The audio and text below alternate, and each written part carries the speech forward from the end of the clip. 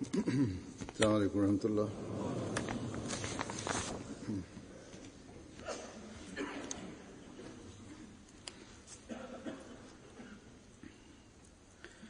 أشهد أن لا إله إلا الله وحده لا شريك له وأشهد أن محمدا عبده ورسوله أما بعد فأعوذ بالله من الشيطان الرجيم بسم الله الرحمن الرحيم الحمد لله رب العالمين الرحمن الرحيم مالك يوم الدين إياك نعبد وإياك نستعين اهدنا الصراط المستقيم صراط الذين أنعمت عليهم غير المغضوب عليهم ولا الضالين.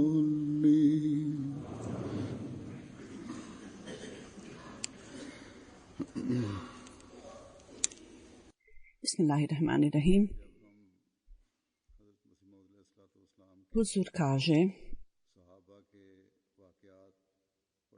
kad idemo kroz čitamo izvještaj o ashabima obećanog Mesija alejhi selama i vidimo njihovu prirodu i njihovu naklonost da prepoznaju istinitost obećanog Mesija alejhi selama i isto tako njegovu želju da žrtvuju svoj život i imetak radi religije i isto tako njegovu predanost i ljubav prema obećanom Mesiji alejhi selam, prema njihovom vlastitom dopadanju i razumijevanju i prema njihovom vlastitom standardu i njihovo pokazivanje toga. To je posve jasno vidljivo iz ovih primjera. Ukratko, ovo su ljudi kasnijeg doba koji su s ciljem da se pridruže ljudima prvog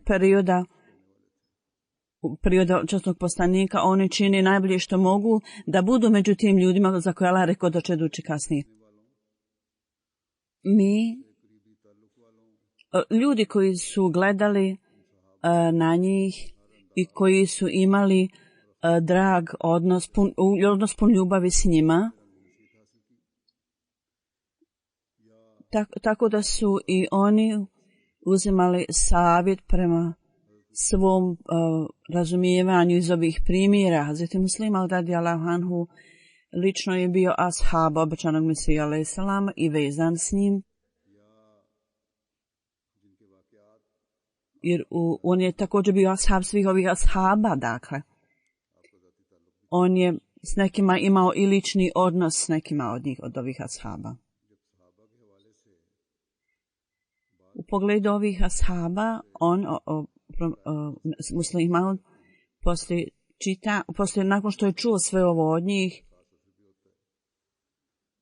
i rezultat toga, ono što je on saznao i dojmio se i vidio je, vrlo je iznenađujuće i vrlo predivno iskustvo njegovo.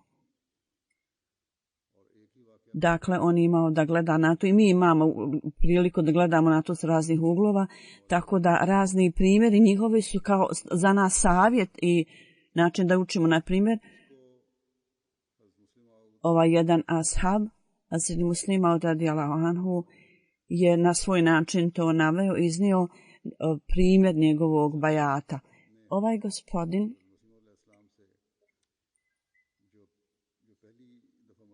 prvi susret njegov s obećanim Mesijom alejhi selamom, on kaže da je to kao da je bilo, on je to smatrao da će samo se susreti s obećanim Mesijom. Došao je u Kadijan da vidi obećanog Mesija alejhi selama I kad je došao Kadijan, Hazreti Mesih imao obećan Mesih sam je bio u Gurdaspur i onda je on otišao u Gurdaspur i kuća gdje je obećani Mesih alejhi selam boravio, bila je bašća.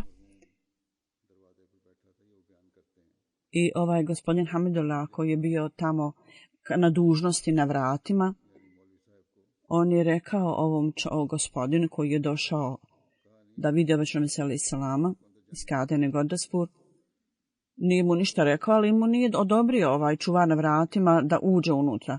Međutim, on je poslije prenio da kaže, ja sam nekako došao do vrata i tiho sam otvorio vrata i kad sam vidio unutra, Hazreti Mesih Maud obećanog Mesija alejhi selam je brisko šetao, brisko hodao,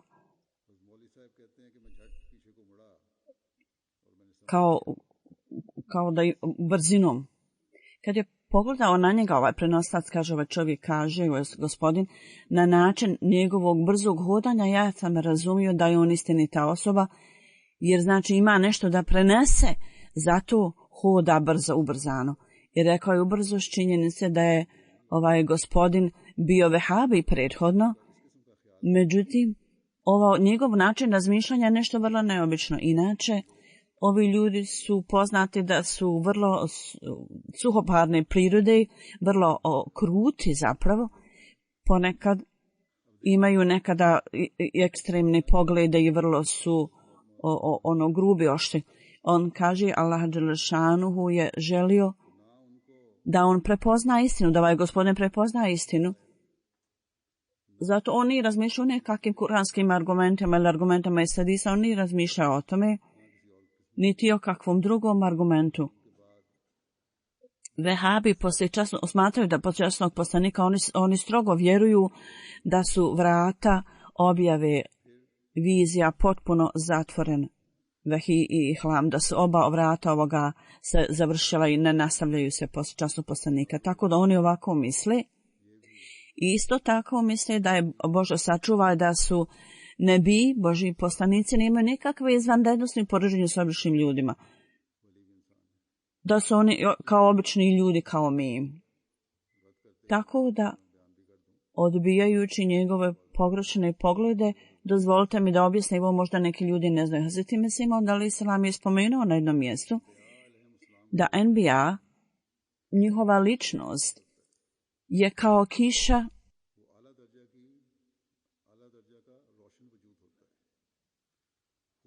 i one su takve ličnosti koje isijavaju svjetlost i jako mnogo dobrih vrlina i u poslanicima jako mnogo blagoslova.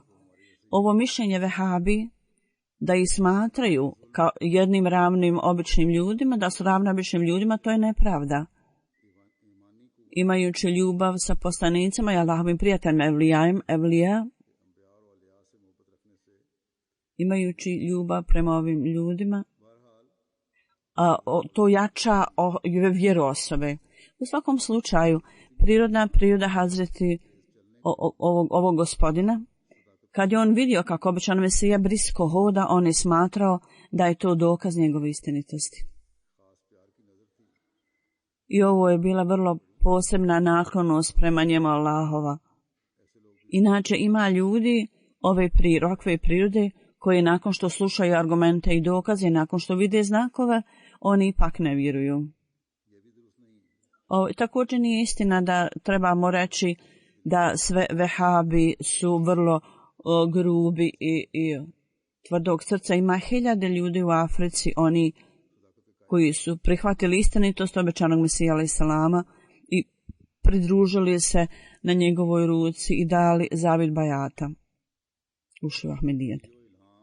Vehi i ihlam objave, oni su shvatili važnost ovoga, da se nastavi za cijelo vrijeme i također su saznali da poslanici Allahovi prijatelji evlije su kao kiša i dolaskom ovih ljudi zemlja postaje zelena i cvjeta.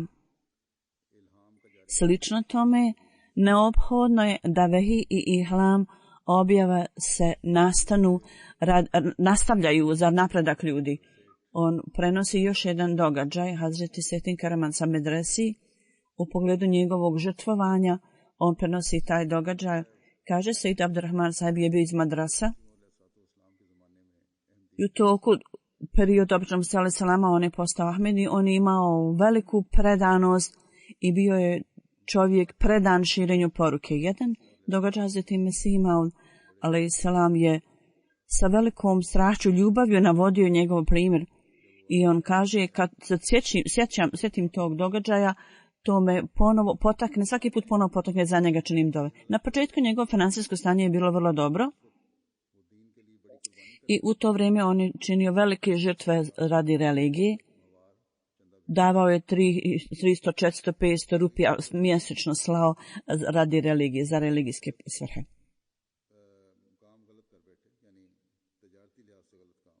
Međutim, dogodilo se tako da je njegov posao propao, napravio neke pogrešne odluke u trgovini i ekonomiji, tako da je njegov posao potpuno propaziti Mesima, alejsalam, je primio objavu o njemu, gdje kaže Allah je svemoguć, on čini dobrim sve što je slomljeno i sve što je slomljeno i sve što bude dobro, on može učiniti da bude slomljeno niko. Međutim, tako kad je on primio ovu objavu Mesija, on posvetio pažnju za prvom dijelu toga, da to znači da će Allah dželešanuhu ponovo uspostaviti da njegov posao bude da bude cvjeta, da bude uspješan. Međutim, u drugom dijelu Allah dželešanuhu je rekao, u drugom dijelu objave, da sve što je dobro, da Allah može učiniti da to slomi, i tako se i dogodilo da je njegov posao prvo napredovao, međutim poslije je opet nešto pošlo po lošem i nakon što je on podnio jedan gubitak, poslije 2 ili 3 godine, poslije ove objave njegov posao je počeo cvjetati, njegovo stanje je bilo dobro, međutim onda ponovo je stanje postalo vrlo loše. U tolikoj mjeri da čak nije imao ništa da je za jelo i pić, nije mogao da to obezbedi. Hazret Mesih Maud alejsalam na vrlo dragi način je rekao Abdurrahman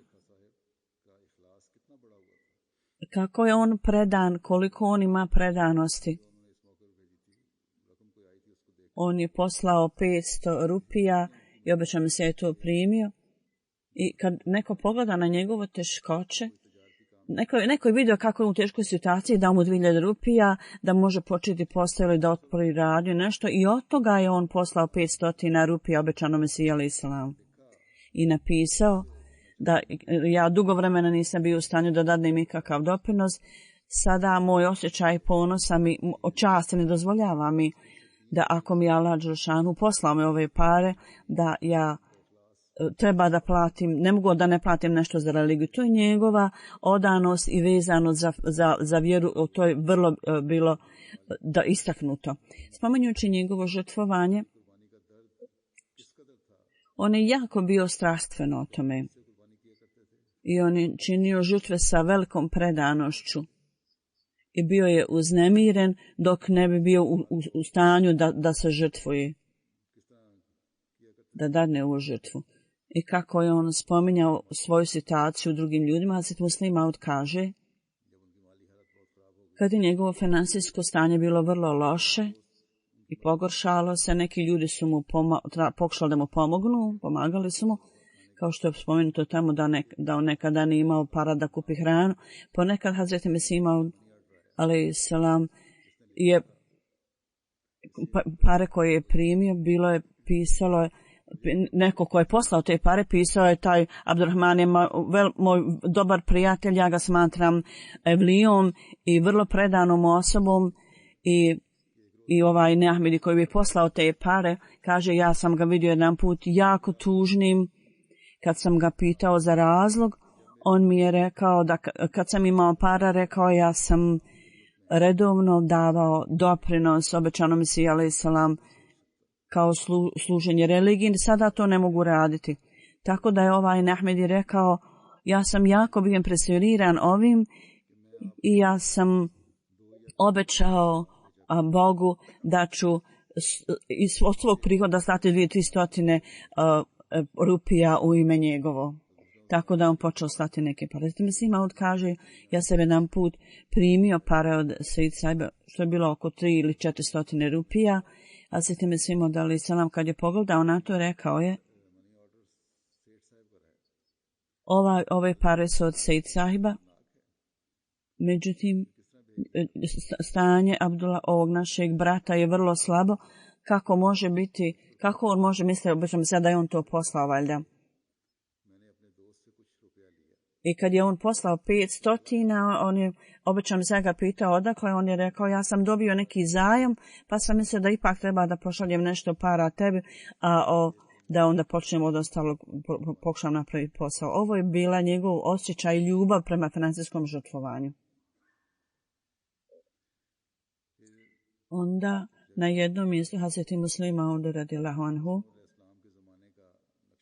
opisuje vrijeme obećanog Mesija alejhi selama, kako je poslije njegove tvrdnje, kad je iznio tvrdnju da je obećani Mesija i zbog toga da je Nabi i Resul,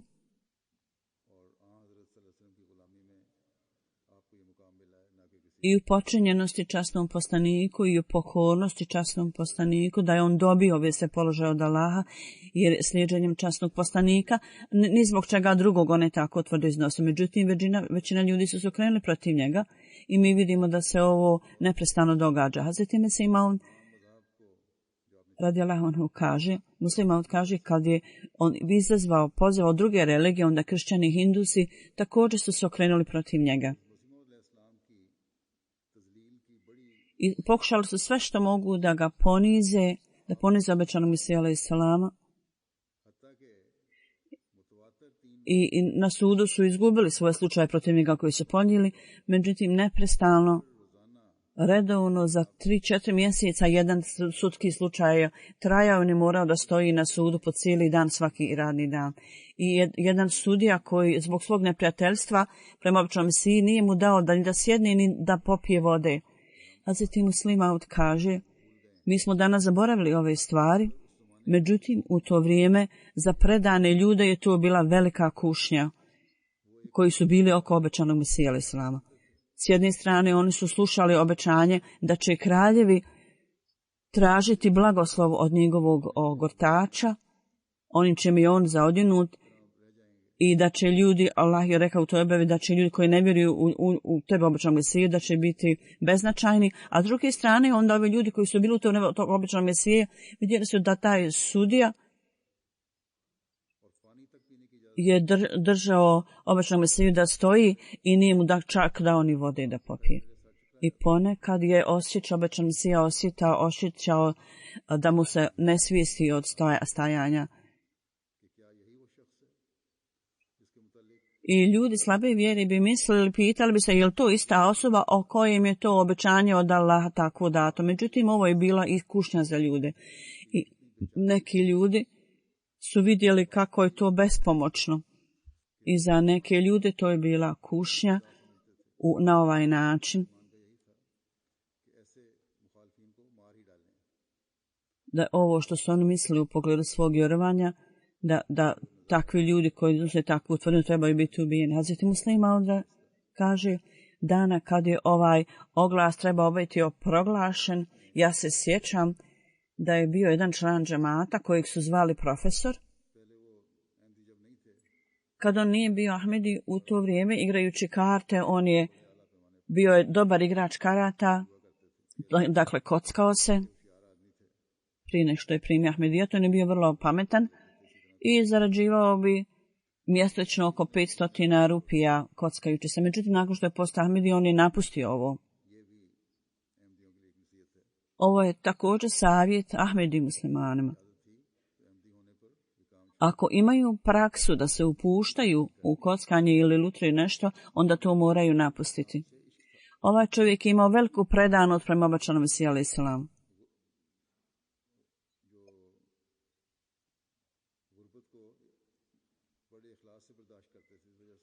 I on je podnosio onda siromaštvo poslije toga sa velikom predanošću i čvrstinom. Hazreti Muslim Maud navodi jedan događaj o tome i kaže, on je otvorio poslije radnju u Lahoru i prenosio je poruku svojim mušterijama i ponekad je neka bila svađa i prepirka među ovim ljudima. I Hadža Kamaluddin sahib je jedan dan došao obećanom Mesiji alejhi selam i prigovorio o ovom čovjeku. I onda Hazreti Mesih Maud alejhi selam rekao na drag način profesoru da Allah želi da budemo mi mehki, blagi i ljubazni, da to Allah želi od nas. Tako Hazreti Mesih Maud alejhi selam je dao savjet. U to vrijeme lice profesora je pocrvenilo iz poštovanja. On ništa nije rekao, ali je pocrvenio. On je drugim ljudima rekao da je teško je za mene da prihvatim ovaj savjet, rekao, jer je takve bio prirodi.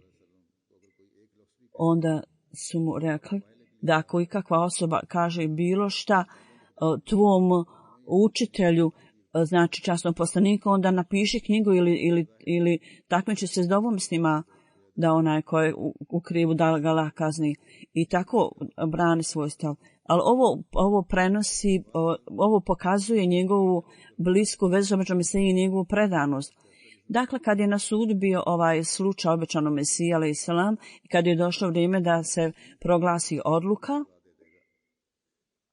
i ljudi su u potpunosti mislili da će sudija vjerovatno najaviti kaznu za obećanog Mesiju, možda ga čak staviti u zatvor, obećanog Mesiju staviti u zatvor. I ovi predani ljudi su mislili da se to ne može dogoditi. Tog dana posebno je povedena briga, vlasti su nametnuli obezbeđenje na sve strane. Obećan Mesija otišao u sud i članovi džemata su zaustavili profesora van, jer je on bio, lako bi se naljutio. Profesor je zapravo stavio jedan veliki kamen pod drvo, kao što luda osoba odjednom počne plakati. Slično tome, on je došao do tog drveta i uzeo taj kamen i potrčao je prema vratima u suda, i da ga ljudi nisu tamo zaustavili, on bi sigurno bacio taj kamen. On je mislio da će sudija proglasiti kaznu za obećanog Mesiju i bio je odlučan da ubije tog sudiju ovim kamenom. U takvim situacijama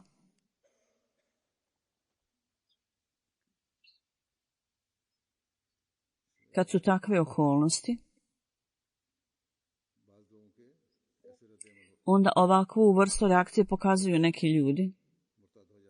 Ljudi koji su slabe vjere, oni napuste religiju, kao što smo spomenuli, a predani ljudi zapravo uvećaju svoju vjeru. Međutim, ljudi koji su emotivni, kao ovaj profesor, on je bio vrlo emotivan i brzo se naljutio i lahko bude ljut.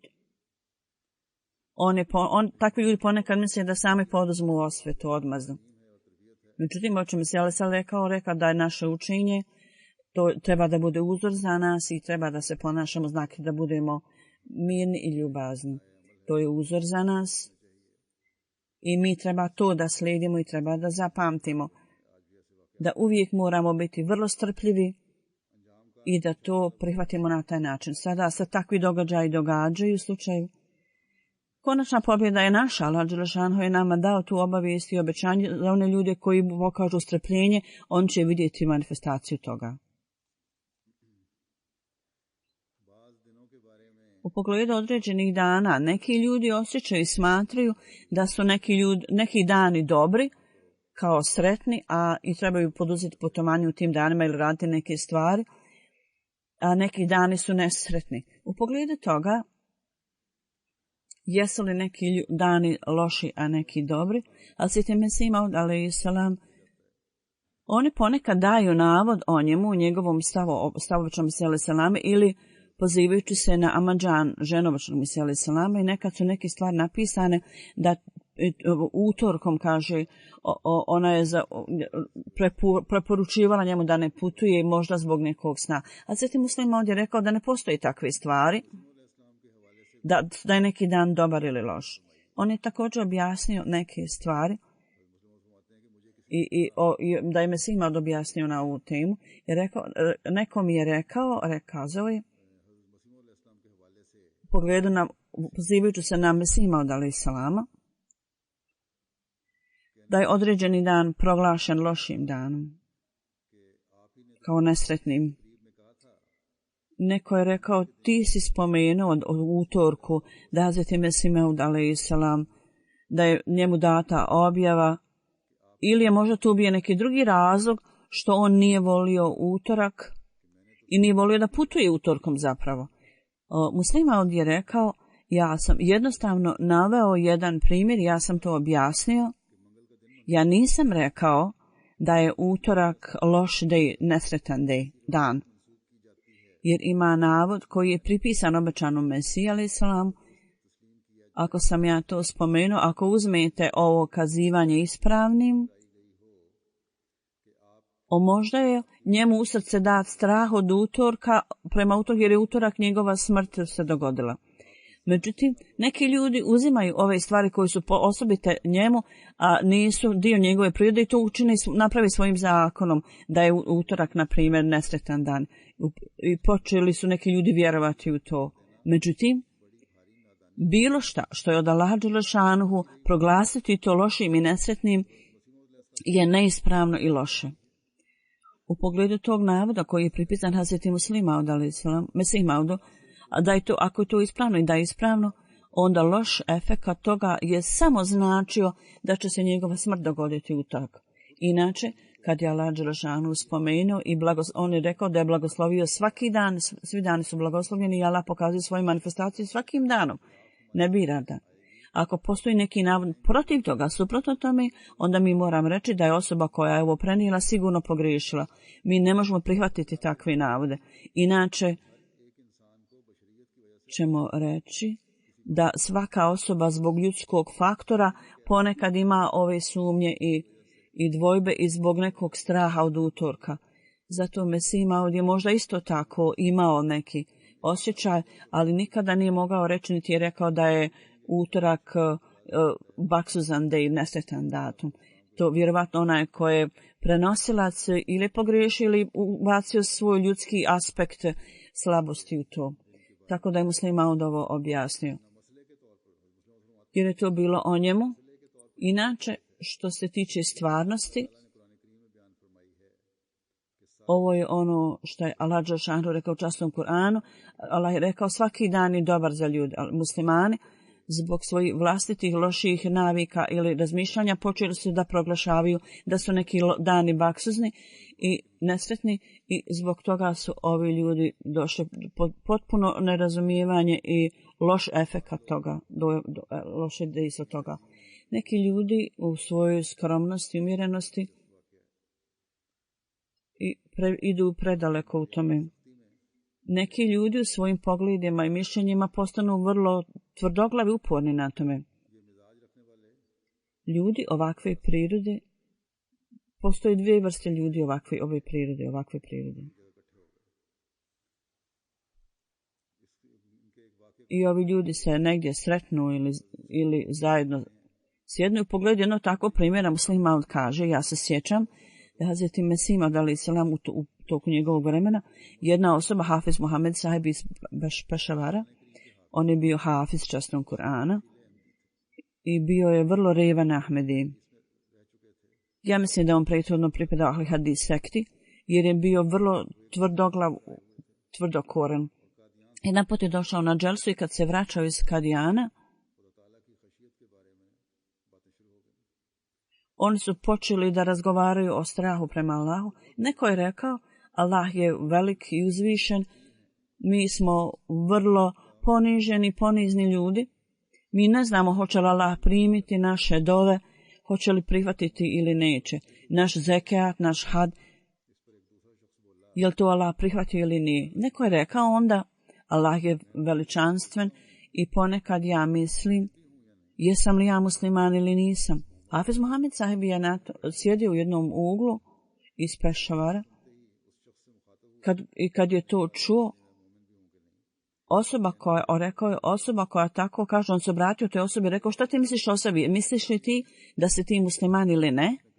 Ovaj čovjek je rekao, ja ne mogu reći sa potpunom sigurnošću jesam li mumin ili nisam.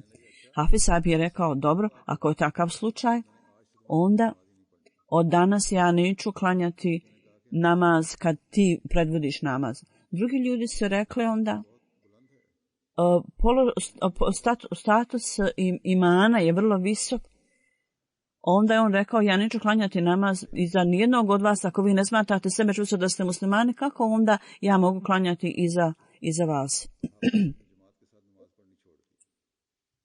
Kad se on vratio u Pešavar i počeo je klanjati namaz iza drugih ljudi, kad su ga pitali za razlog, odbio je zapravo. A on je rekao, kad vi ne vjerujete u sebe da ste mumini, kako ja mogu klanjati iza vas kao imama? Kad je ova rasprava postala ozbiljna i obično Mesiji je rečeno o tome, kad on je rekao, Hafiz sahib je u pravu.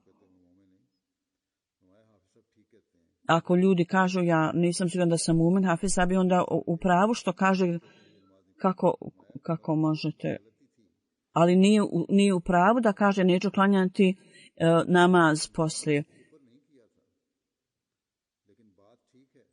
Jer ovi ljudi nisu počinili nikakvo nevjerovanje.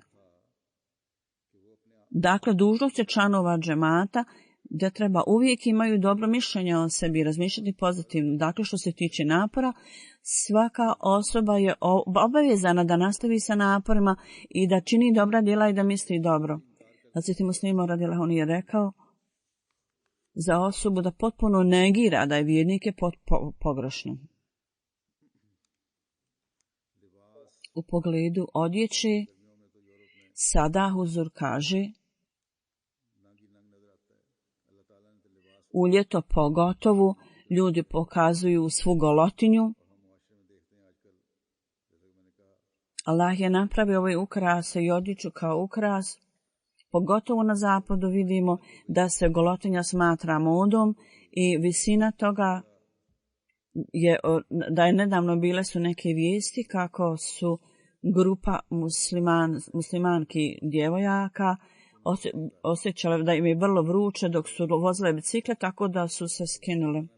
Skinule su nešto, ne znam koji dio odjeće. I to je bilo na vijestima. Dakle, došlo je takvo vrijeme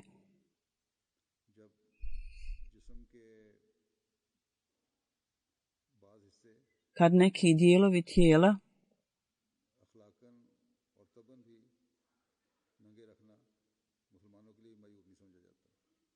moralno se ne smatra lošim da neki dijelovi tijela budu otkriveni goli ili da se skine odjeća.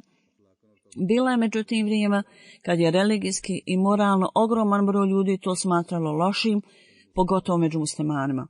A Sveti Muslima radijallahu anhu kaže ova golotinja 60 do 70 puta je manja. Međutim, jedan slikar, engleski slikar je napisao jedan članak u kojima se obratio ženama i rekao je ovako: sada ovo je moda među evropskim ženama da izlaze napolje i otkrivaju veći dio svoga tijela. I taj slikar je dalje napisao da kao slikar, rekao je, ja sam imao priliku da vidim ljudska tijela i muškaraca i žena. Da drugi ljudi nemaju takvu priliku. Ja zato dajem ljudima savjet da golo tijelo ne prenosi ljepotu. I mnogo puta žene koje su gole izgledaju ružne. Ljudi koji, možda ljudi neki hvale ljude koji su goli, ali nekada to stvori mržnju i odvratnost. Dakle, ovo je rekla osoba koji je bio vrlo stručan u svom zanimanju u slikarstvu. Ovo mišljenje koje je on spomenuo vrlo je vrijedno i vrlo valjano. Neki ljudi odijevaju vrlo neobičnu vrstu odjeće i izgledaju vrlo loše i neobično. Međutim, sada, u ime slobode, ako je 4 ljudi na nekom mjestu i oni nešto rade, onda onda ili protestuju ili su bilo što rade loše, tome se posveti velika pažnja i zbog toga i oni koji ispravno govore, kao što ova slikar govori, ne iznose takva mišljenja jer onda sva se hajka digne na njih. Zbog toga cijelo društvo se kvari. Prije 70 godina mišljenje ovog slikara, izjavu koju on iznio je ispravna. Međutim, slikari danas imaju svoje načine, svoje puteve i možda nisu u stanju da daju otvoreno svoje mišljenje tako. Možda niko ni nema hrabrosti da to otvoreno tako kaže. Iz ovog razloga moralno propadanje se događa. Prepoznavanje definicija ljepote i misli da je golotinja, a to je pogrešno. Treba da zapamtite da golotinja nije ljepota, zapravo je to nešto drugo. U pogledu toga, Hazret Muslima radijallahu anhu, on je spomenuo u diskusiji o dvojici ashaba običanog Mesija alejhi selama i on kaže u toku perioda običanog Mesija alejhi selama, Hazret Kalifatul Mesih prvi i Molvi Abdul Kerim sahib, između njih je bila diskusija koju su obu dvojica započeli. Kalifatul Mesih prvi je govorio, rekao, nije lako prepoznati ljepotu i svako ne može napraviti ispravna procjenu ljepote i samo doktor može prepoznati ko je lijep, a ko nije. Međutim, Abdul Kerim sahib je rekao, kakva je tu teškoća? Svako oko može prepoznati ljepotu. Kad nešto vidiš oko, možeš prepoznati to. Međutim, mišljenje Hazret Kalifatul Mesih prvog je bilo da iako oko može vidjeti ljepotu, međutim, u prepoznavanju ljepote čovjek pravi velike greške, samo ljekar, doktor može prepoznati ko je zaista lijep. A ko je onaj koji samo izgleda da je lijep, koji se čini lijepim. Hazret Kalifatul Mesih prvi je tražio Abdul Kerim sahib, bilo koji mlad čovjek misliš da je on lijep, i slučajno je prolazio jedan mladić, on je pitao o njemu, misliš da ovaj mladić lijep? Kerim sahib je rekao, ja mislim da je on vrlo lijep. Kalifatul Mesih prvi je rekao, tvoje mišljenje da je on lijep, međutim, Kalifatul Mesih prvi je rekao, ali ti nisi prepoznao da on ima problema sa kostima. I Kalifatul Mesih prvi je pozvao mladića i pitao ga da podigne svoju košulju, dugu košulju. I onda su oni vidjeli takve stvari da su njegove kosti u vrlo lošem stanju. On je rekao, estakfirullah, ja tražim zaštitu od Allaha, ja nisam znao da je ova stvar tu. Tako da ponekad prividno vi vidite da je nešto lijepo, ali međutim nije. Slično tome, Allah dželešanu je s ciljem da prekrije neke ružne stvari. Allah je prepisao odjeću, tako da treba da budemo prekriveni i da tako da naše neke nedostaci budu prekriveni, da ljudi svi ne vide to. Hazret Muslima radijallahu anhu, je spomenuo o jednoj osobi koji je u pogledu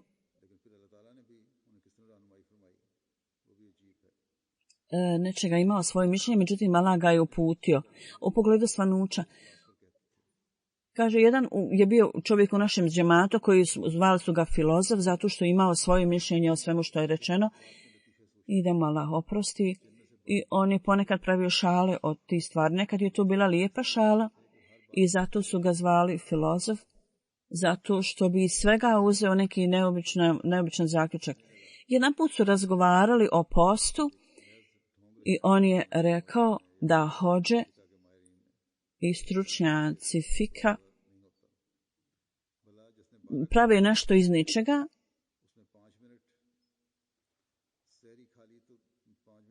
Razgovarali su da osoba koja posti recimo duge sate, ako nastavi jesti seher, doručak ujutru 5 minuta duže, nije mu valjan post i da hodže daju takav odluku o njima. I on je došao ujutru trčeći Hazret Kalifatul Mesih prvom, to je bilo u vrijeme običanog Mesija alejhi selama, međutim, pošto Hazret Kalifatul Mesih prvi držao ders u to vrijeme i na tom skup, mnogi ljudi su dolazili na taj skup i koristili se od toga. On je rekao, ja sam bio nemiran u toku noći zato što sam prethodno diskutovao s ovim hodžom. On je rekao da osoba koja posti, ako nekoliko minuta jede duže nego što je, kad posle isteka vremena za sebe, da njegov post neće biti prihvaćen. Ja sam rekao da ta osoba će postati dug dan i ja sam onda zaspao posle te diskusije i usnu sam vidio, on je bio tkalac, tkao je neke stvari. Kaže, ja sam usnu onda vidio je kako on priprema pređu za svoje tkanje, na svoj stan za tkanje i kako god on stavi materijal za tkanje, onu osnovu, svaki put je to ona bila kratka za 1 centimetar ili 2. Ja bih to vukao da bi mogao zavezati za drugu stranu, međutim nisam bio u stanju. Onda sam shvatio da svu onu pređu koju sam pripremio pokvarena je jer je kraća i da ću izgubiti. Dakle, i onda da će sam moj napor biti izgubljen. Ja sam se odjednom onda probudio iz sna i onda sam uvidio, shvatio sam da kroz ovaj san Allah dželešanuhu mi je dao razumijevanje ovog predmeta. Ako je razlika samo koliko 2 prsta, ne možemo uraditi stvari kako treba. Ako je moja pređa tako kratka, nisam mogla, onda možemo isto primijeniti na post. Dakle, ovo je bila uputa za ovog čovjeka kroz san. Ovo je priroda ljudi, da oni ne mogu ostajati, da moraju biti vezani za nekog. Na jednom mjestu od Mesima od Al-Islam je objasnio, da je govorio, da je na jednom skupu spomenuto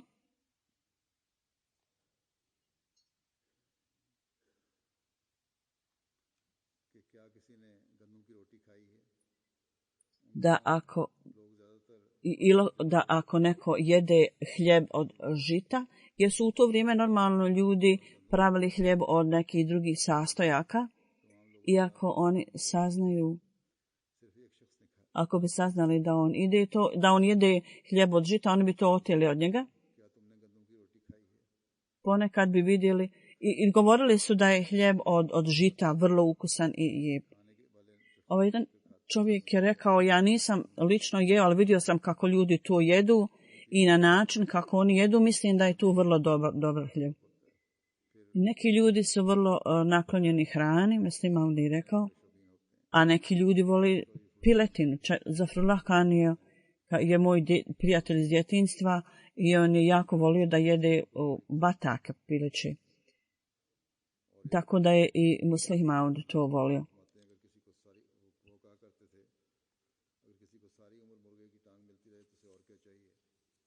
On kaže, ako je neko u stanju da dobije te batake pileće cijeli život, kakvu drugu potrebu onda ima? Onda može biti zadovoljan cijeli život. On kaže, postoji određene stvari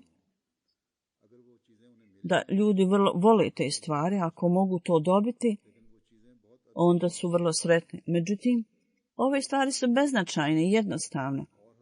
S ciljem da dobiju ove stvari. Ponekad tu ljudi to i dobiju, ali imaju još mnogo drugih želja. Međutim, ako imaju vjerovanje u Allaha dželešanuhu, ako smo u stanju da spoznamo Allaha i približimo se, onda sigurno možemo reći da poslije toga ne trebamo ništa drugo. Hazreti Mesih Maud alejselam, on je navodio iznošenje jednog sufija koji je rekao, ili se ti drži za nečiji ogrtač, ili će taj svojim ogrtačem tebe prekriti. Znači da je ovaj život takav da nema drugog načina, ili da se ti potpuno budeš vezan za nekoga, ili će neko vezati se za vas.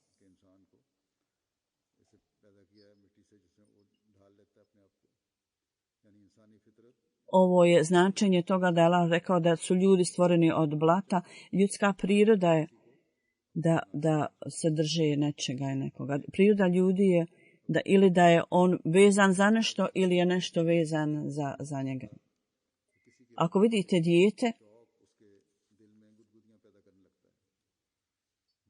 iako nema potpuno razumijevanje, međutim ono želi da ide negdje u krilo nekome, da neko pripada nekom, da se osjeća da pripada. Djevojčice igraju se zajedno svojim lutkama i kažu ovo je moja lutka, ovo je tvoja lutka i imitiraju. I oni imaju dakle taj osjećaj i ovo je običaj u našoj kulturi. I onda uzimaju ove lutke u svoje krilo kao majka i pokazuju ljubav i naklonost prema njima. I onda pretvaraju se kao da hrane ove lutke, baš kao što majka hrani dijete. Jer žele da budu vezane uz nekog ili žele da bude neko vezan uz njih. Dječaci isto tako su vrlo bliski vezani za majku, čak i kad se ožene, čak i kad imaju ženu. Allah dželešanhu kaže, ova priroda je u ljudima, usađena u ljudske prirode, da on želi da pripada nekom. Najbolji metod za to da pripadam i kroz to možemo dobiti i religiju i svijet. Najbolji način je treba da potpuno budemo predani Bogu i izgubljeni u Allahu dželešanhu i da činimo napor za tu svrhu. Onda Hazreti Muslih Maud u pogledu standarda predanosti i ljubavi, on spominje jedan primjer, da iako je ovaj primjer lude jedne osobe, ta luda osoba je sada umrla. I također kaže, i ovo je primjer lude osobe koji je bio moj učitelj nekada. Međutim, ovaj primjer pokazuje istinsku prirodu predanosti i ljubavi. On je bio učitelj, onda je tvrdio da je poslanik, Muhammed je bilo njegovo ime. On je imao toliko ljubavi prema častom obećanom Mesiji alejhi selam, da je potpuno bio lud u tome. Možda je on imao neki problem u mentalni, međutim, ljubav njegova prema obećanom Mesiji alejhi selam je prokrenula ga u jednostavno izgledao kao lud čovjek. On je svake predskazne obećanom Mesiji pripisivao sebe. On je došao do toga da uvijek želio da bude blizu obećanog Mesije i ponekad bi uradio nešto ili da ga pomiluje ili da ga dotakne ili tako. Ponekad bi, na primjer, rukom prešao preko tijela obećanog Mesija alejhi selam. Hazreti Mesih Maud alejhi selam je odredio određene ljude da ga posmatraju, da paze na njega. I kad nije dobro i kad njegovo mentalno stanje se pogorša, da ipak vode računa o njemu. I obećan, kad god bila mu je navika da kao otari svoju ruku o njegov bok. I jednom prilikom je obećan Mesija nešto govorio i on je došao blizu obećanog Mesija alejhi selama. Obećan Mesija je govorio nešto i on je pošao da približi svoju ruku. Ovaj čovjek je skočio prema njemu da ga kao zadrži. Pitali su ljudi zašto si skočio, on rekao, obećan Mesija mi je rekao da pazim na njega. Dakle, to je bila njegovo stanje, mentalno stanje. I bilo koja ruka koja se nenamjerno kreće od takve osobe, koja se pokreće, to je bila znak za njega da on treba da skoči i da to zaostavi. Muslih Maud kaže, mi volimo Allaha dželešanuhu, međutim, uprkos vrlo jasnih pokazatelja od Allaha dželešanuhu i naredbe da dođete na namaz, mi ne idemo na namaz brzo, redovno. Huzur kaže, i ovo je stvar o kojoj svaki amiri mora posvetiti pažnju.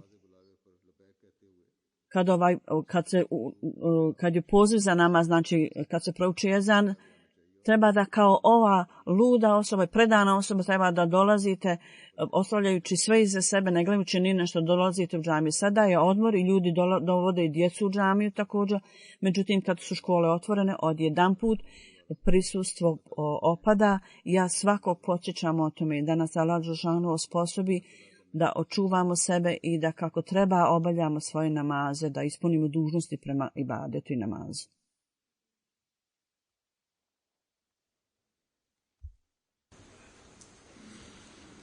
الحمد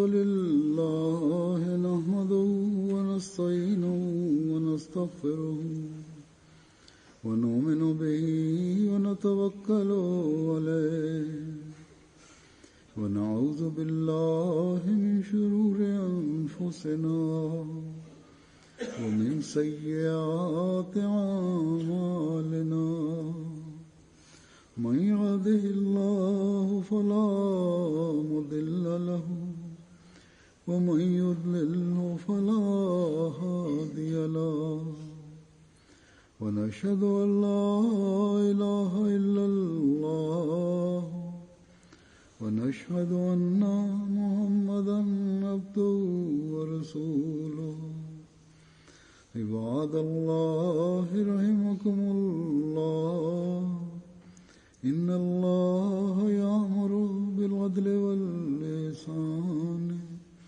وإيتاء ذي القربى وينهى عن الفحشاء والمنكر والبغي يعظكم لعلكم تذكرون اذكروا الله يذكركم وادعوه يستجب لكم ولذكر الله